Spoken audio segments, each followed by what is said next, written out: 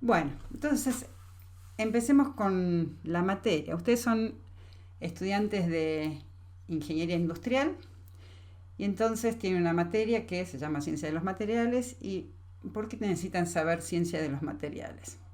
No sé si alguna vez se pusieron a observar de qué materiales están hechas las cosas y se preguntaron por qué están hechos de esos materiales.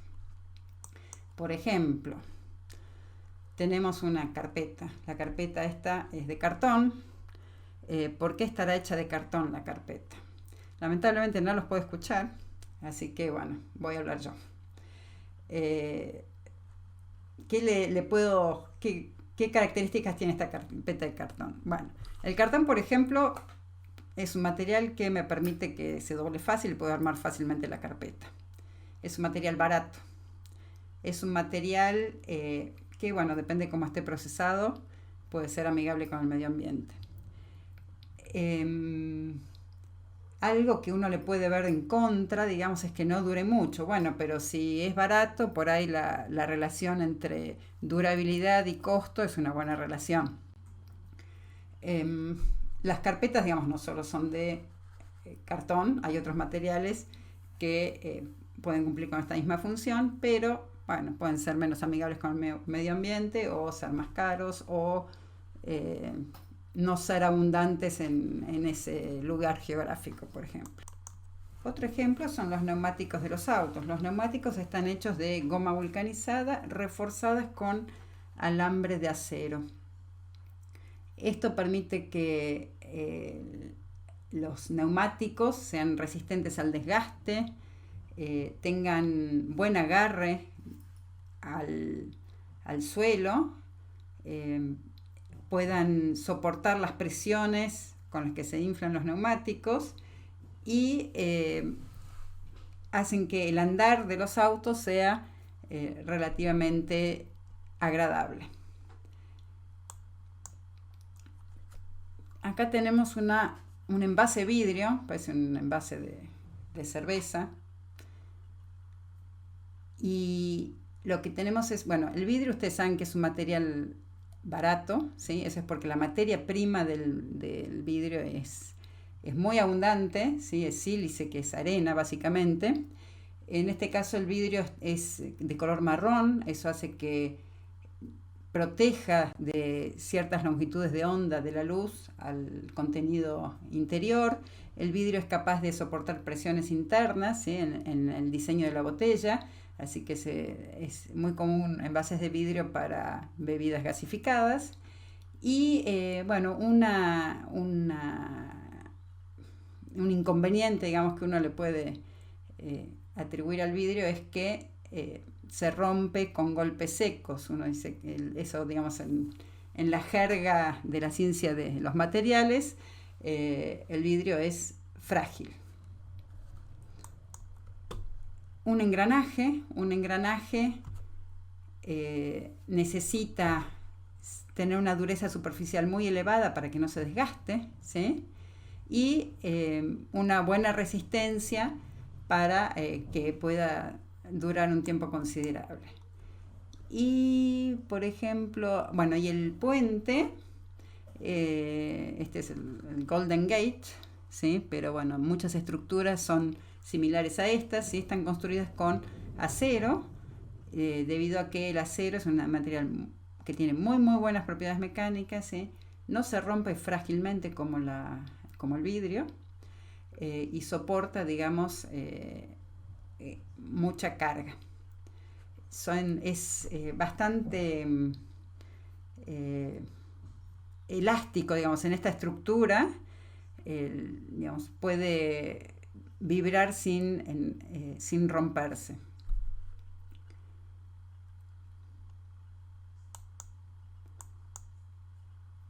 Bueno, entonces, ustedes en su ejercicio de la profesión de ingenieros industriales, eh, tal vez les toque producir algún objeto, les toque comprar, hacer una elección de compra, puede ser que tengan que analizar alguna falla de algún componente, ¿sí? Esta figura es del puente de Génova que se cayó en 2018 por una falla en el hormigón que no había sido bien controlado.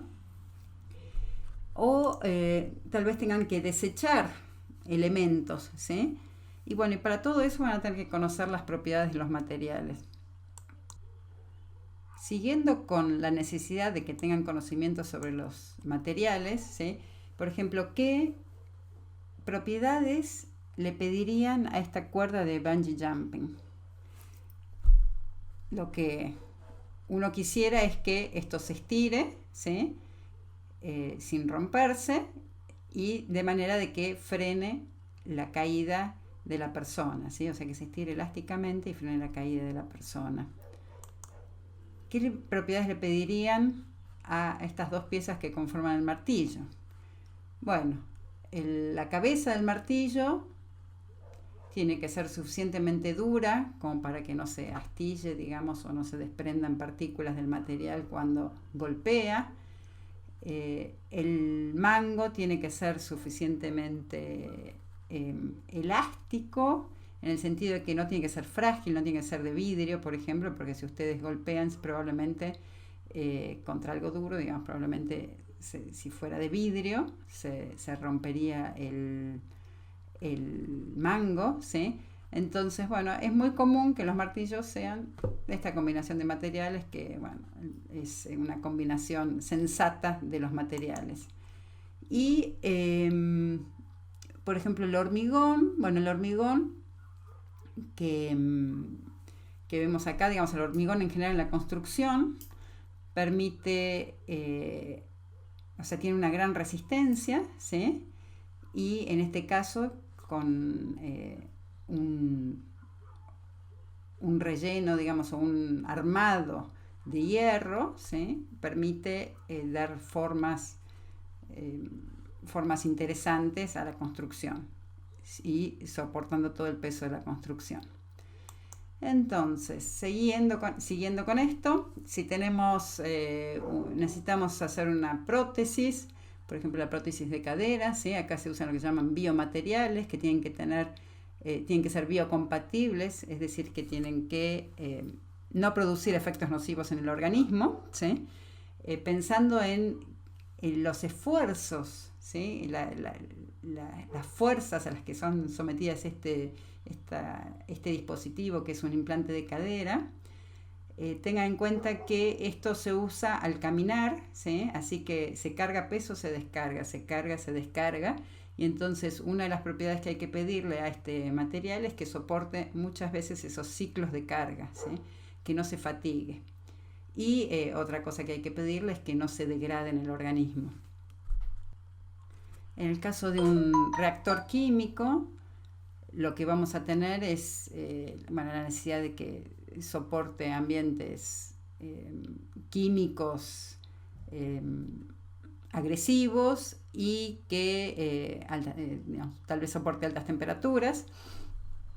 En el caso de los materiales utilizados en un tendido eléctrico, sí, bueno, acá tenemos dos cosas diferentes. Una son los cables y otras cosas son las torres.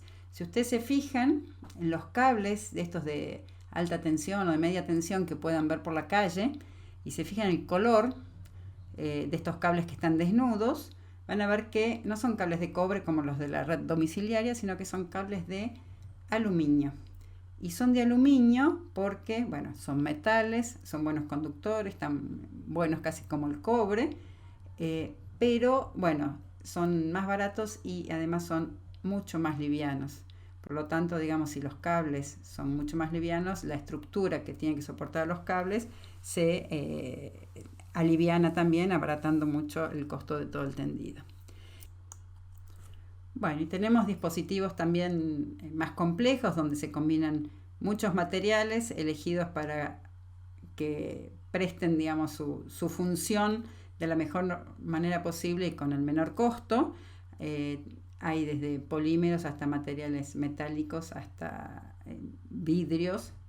Y tengamos en cuenta que todos los componentes de los procesadores y los componentes electrónicos de la computadora, ¿sí?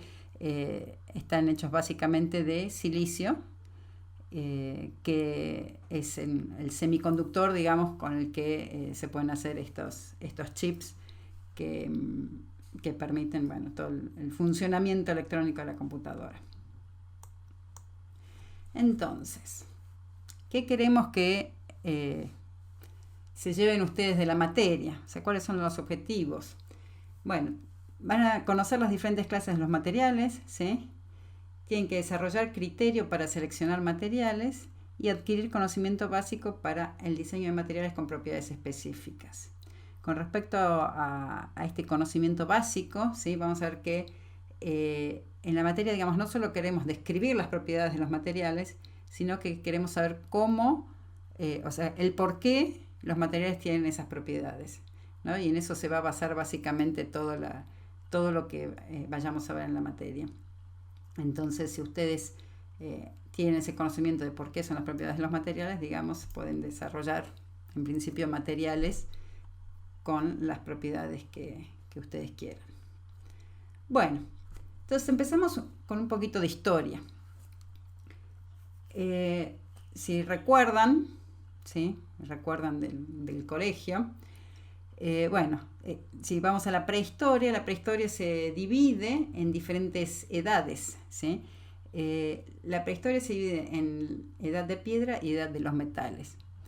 Eso es así porque los materiales, digamos, la tecnología de los materiales que manejaba la humanidad en las diferentes épocas fueron importantísimas, digamos, para su desarrollo.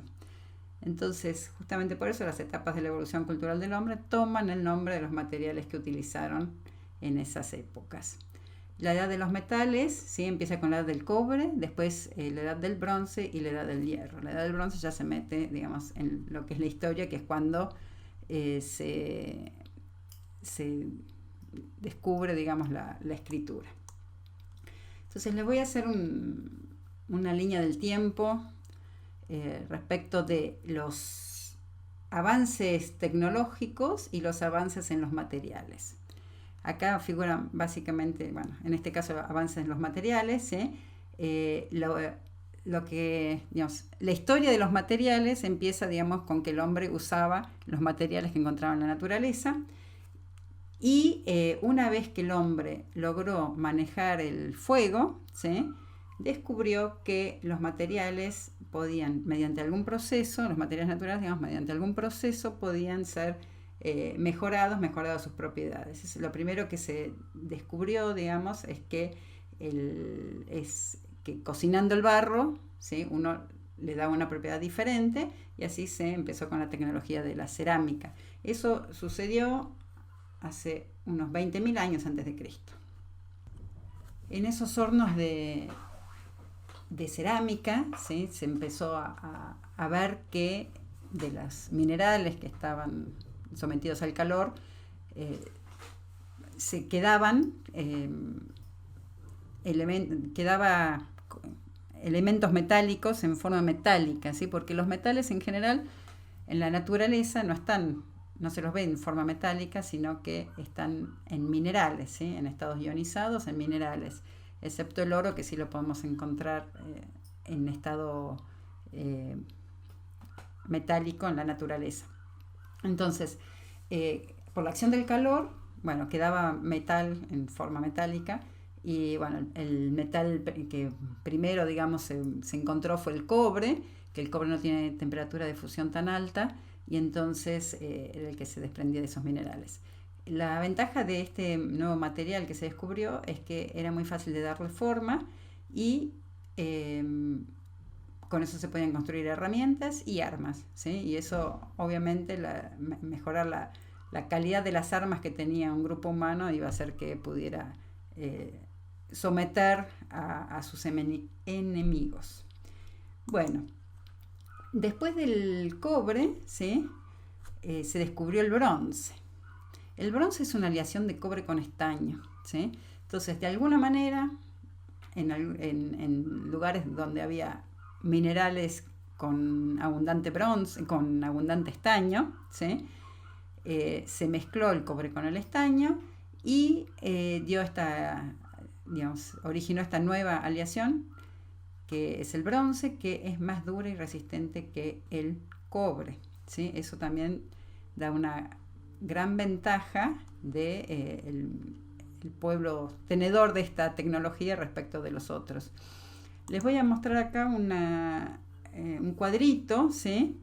Sobre cómo se comparan las propiedades del cobre y el bronce, ¿sí? Porque de esto vamos a volver, digamos, a lo largo de la materia. Tenemos el cobre, es un material puro, el bronce es una aleación, ¿sí? Entonces tenemos acá cobre puro fundido, tiene una medición de dureza, ¿sí? En esta escala, que se llama dureza Brinell, de unos 30 más o menos. Ahora, el cobre arsenical es cobre con impurezas de arsénico, ¿sí? O sea, el cobre con impurezas tiene una dureza mayor. El bronce ya es una aleación de cobre con estaño. El bronce fundido tiene ya una dureza de 80 aproximadamente. Y después acá hay otra cosa, ¿sí? Que aumenta notablemente la dureza de los materiales, que es el procesamiento de los materiales, ¿no? Acá dice cobre arsenical fundido y martillado. Si lo cambiamos, lo comparamos con el fundido solo y no martillado, o sea, este es el golpeado, aumentó muchísimo la dureza. Y después el bronce fundido y martillado también llega a una dureza de 230, 225, ¿sí? O sea, del bronce, que ya era mucho más duro que el cobre, al bronce fundido y martillado llega a una dureza muchísimo más grande. Así que este proceso de golpear el metal, ¿sí? Aumenta la dureza. Y en algún momento veremos por qué. Bueno, sigamos avanzando y llegamos a la tecnología del hierro, ¿sí? Eso es 1500 años antes de Cristo. Para eso necesitábamos una mejora en la tecnología de los hornos de fundición, porque el hierro necesita más altas temperaturas, y con eso podían hacer mejores armas, más duras, con mejores propiedades. En esta foto, digamos, este mapita, lo que representa es para el año 1000 antes de Cristo, ¿sí? Cómo las sociedades más avanzadas eran las que manejaban las tecnologías de los materiales más avanzados, ¿sí? Entonces, donde las sociedades ya eran sociedades-estados, ¿sí? Se manejaba, ya estaban en la edad del hierro, ¿sí? Las que no eran tan avanzadas todavía estaban en la edad del bronce, ¿sí? Y algunas estarían en la edad de piedra. Y bueno, eso básicamente, ¿no? Entonces, siempre va la evolución de la humanidad con la evolución de los materiales, ¿eh? Van como de la mano. Bueno, ya estamos mucho más cerca de nuestra época, ¿sí? Seguimos con el hierro, ¿sí? La edad de hierro se extendió a la historia, ¿sí? Y bueno, un hito en la evolución de los materiales, ¿sí? Fue el reemplazo, digamos, del carbón común con otro mineral, ¿sí? Para los hornos de fundición, que permitieron la fundición de hierro a gran escala. Esta fundición de hierro a gran escala permitió hacer grandes maquinarias de hierro, y eso llevó a la revolución industrial. Entonces, la tecnología, digamos, de los hornos mejoró en este caso lo que hizo fue permitir la producción de hierro a gran escala, y eso llevó a la revolución industrial. También, empezaron las construcciones de hierro, y luego empezó la tecnología del acero. Se encontró, digamos, un método para que el hierro se le incorporara carbono, ¿sí? Y entonces se empezó a trabajar con lo que es el acero, que es una aleación de hierro con carbono, y que tiene mejores propiedades que el hierro, es más resistente. Eso fue por 1800, a mediados del siglo XIX. Después, ya hacia fines del siglo XIX, se descubrió cómo extraer el aluminio de los minerales y entonces permitió el uso extendido o más extendido del aluminio. El aluminio tiene muy buenas propiedades porque no se degrada en el ambiente fácilmente, es más liviano que el hierro y aunque no es tan resistente, digamos, para algunas aplicaciones es muy interesante. Ya en el siglo XX, ¿sí? en la década del 30 fue la gran explosión de los polímeros, ¿sí? Los polímeros son materiales orgánicos que son muy versátiles, ¿sí? Están formados por moléculas muy complejas, pero que pueden modificarse fácilmente y entonces uno puede hacer polímeros con propiedades muy diferentes y son en general de bajo costo y livianos, ¿sí? El gran problema ahora es, bueno, cómo hacemos con los residuos de polímeros, ¿no? O sea, hay mucho desecho de polímero actualmente y bueno, ese es un problema de los polímeros.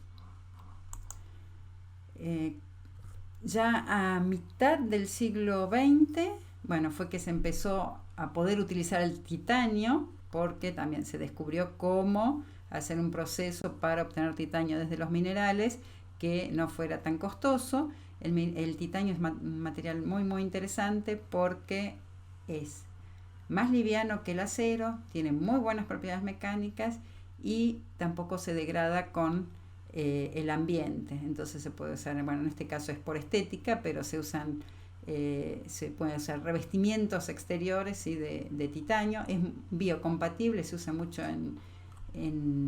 como biomaterial, ¿sí? Y se usa, digamos, también cuando se necesita resistencia y poco peso. También por esa época tenemos los semiconductores, ¿sí? Que estos materiales son materiales con propiedades eléctricas particulares, ¿sí? Están entre los metales y los aislantes, y la que tienen de bueno, digamos, de ventaja es que con el agregado de unas pocas impurezas se le pueden modificar drásticamente las propiedades eléctricas, creando circuitos, digamos, en estado sólido, o sea, que son bastante chicos comparados con lo que se usaba antiguamente, que eran las válvulas de vacío. Eso permitió, digamos, la miniaturización de la electrónica, ¿sí? Acá nace la electrónica moderna, el microchip y la tecnología de las computadoras. Antiguamente lo que se usaban eran válvulas de vacío. Estas válvulas en realidad no son antiguas porque todavía tienen sus aplicaciones, digamos, en algunos ambientes extremos como espaciales, donde tal vez el circuito hecho con componentes de silicio se degrada. Bueno, estamos a mediados del siglo XX y la pregunta es, actualmente, ¿sí? O sea, decíamos, estamos en edad de piedra, edad de cobre, edad de bronce, edad de hierro, y cuáles son los materiales que más se usan en la actualidad. Entonces, el aluminio, la producción de aluminio, desde que empezó la producción en masa, digamos, bueno, fue creciendo muchísimo. El cobre también. Los polímeros se han expandido y han empezado a reemplazar un montón de otros materiales, ¿sí? Y es, bueno, muy muy grande la producción de polímeros actualmente. El silicio también es muy importante. El titanio también es un material que se usa, pero si comparamos la cantidad de todos esos materiales respecto a lo que se está usando de hierro en la actualidad, vemos que es muy muy poquito. Bueno, acá tenemos aluminio, cobre, no están todos los que acabo de mencionar, pero bueno, es una muestra de que el hierro le gana de lejos en cantidad de material que es utilizado por año en el mundo. Así que estamos actualmente en la edad de hierro, ¿sí? El hierro básicamente en la forma de acero. Acero es la forma más común que se usa en la construcción, por ejemplo, en la forma más común de hierro que se usa. ¿Y por qué se usa tanto el hierro? Bueno, porque el mineral de hierro es muy abundante y además los altos hornos, ¿sí? Se alimentan de chatarra, o sea, lo que se desecha, lo que ya no sirve de hierro, después es insumo para fabricación de nuevo acero, ¿sí? También, bueno, porque es fácil la extracción, ¿sí? Con métodos a gran escala, esa facilidad y economía del reciclado de chatarra, tiene muy buenas propiedades mecánicas y, bueno, mucha versatilidad en la formación de aleaciones, quiere decir que yo modificando, eh, agregando algunos otros elementos a la aleación, digamos, le puedo modificar sus propiedades fácilmente. Bueno, entonces, antiguamente, ¿sí? Volviendo a la historia, digamos, o sea, el hombre al principio estaba en la edad de piedra, después, bueno, empezó con la edad de los metales, y para una determinada aplicación no tenía mucha elección de materiales, ¿sí? Había algunos pocos disponibles, y bueno, las aplicaciones eran bastante básicas, eran para vivienda, energía, vestimenta. Se podían transformar esos materiales, ¿sí? Se podían hacer procesos para mejorar las propiedades de los materiales, ¿sí? Eso se realizó durante mucho tiempo, pero esas transformaciones, digamos, y esas mejoras de los materiales y los avances en las tecnologías de los materiales eran por hechos casuales, digamos, no había un soporte teórico, no había un soporte teórico que me dijera por qué si yo le agrego estaño al cobre voy a tener un material con mejores propiedades, digamos, que fue, digamos, el descubrimiento del bronce se hizo de manera casual. Bueno, recién a fines del siglo XIX, con el avance de la ciencia en general, ¿sí? De la química, de los métodos de observación, ¿sí? Ya había buenos microscopios ópticos. Bueno, se logró, digamos, se unieron las diferentes disciplinas, ¿sí? Y bueno, en 1866 Sorby utilizó por primera vez un microscopio óptico para el estudio de la microestructura de un acero al analizar la estructura de una fractura. O sea, tenemos una falla en un metal, se miró con el microscopio y se vio que había una estructura interna, ¿sí? Que me decía algo de por qué había fallado el metal. Entonces, por primera vez se analizan juntos y se relacionan la estructura íntima, ¿sí? Observando físicamente, la composición química y las propiedades macroscópicas del material. Y digamos que ese es el comienzo de la ciencia de los materiales, ¿no? Disciplinas como la química, la ingeniería y la física, ¿sí? Se brindan sus conocimientos para estudiar los materiales y ven que los materiales poseen una arquitectura interna muy compleja y de sucesivos niveles y que se puede predecir el comportamiento del material a partir del estudio de esta arquitectura. Ahí está el comienzo de la ciencia de los materiales. Entonces, ¿qué es la ciencia de los materiales? Bueno, es la disciplina, ¿sí? Que estudia la relación entre la estructura interna de los materiales y sus propiedades. Por otro lado, digamos, podemos pensar en la ingeniería de materiales, ¿sí? Que podemos decir que proyecta y diseña estructuras para tener propiedades específicas, ¿sí? Pero bueno, en ciencia de materiales siempre vamos a tener esta relación entre estructura y propiedades. Por eso les decía que no solamente queremos describir las propiedades de los materiales, sino que queremos comprender por qué los materiales tienen esas propiedades, y eso lo vamos a hacer a través del estudio de su estructura. Bueno, entonces, para hacer un poquito más complejo el panorama, decimos que, bueno, la estructura me determina las propiedades. ¿Y qué me determina la estructura? Esa es la pregunta ahora. Acá tenemos, por ejemplo, son tres